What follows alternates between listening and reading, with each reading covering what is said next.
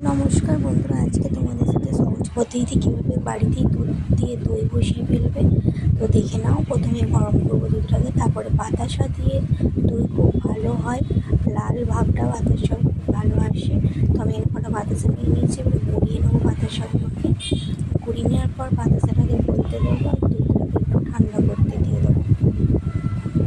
দেখো বাতাসাটা আমার খুব সুন্দরভাবে গলে গেছে। এবারে এর মধ্যে আমি দুধটা দিয়ে দেবো। দেখো কি সুন্দর লাল রঙ এসছে।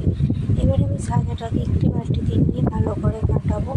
কাটানোর পর দুধটাকে ঠান্ডা করতে দেবো এখন কিছুক্ষণ। তো খুব ভালোভাবে ঠান্ডা না হলে দেওয়া যাবে না, উষ্ণ ঠান্ডা হয়ে গেলে উষ্ণ গরম থাকা অবস্থায় আমি দুধটাকে সাজানো যে বাটিটা ছিল তাতে আমি দুধটাকে এবারে ঢেলে দেবো। একটু সাজা নিয়ে আমি দুধটাতে প্রথমে ভালো করে মিক্স করে দেবো। সাজাটা ভালোভাবে মিক্স করে নেওয়ার পরে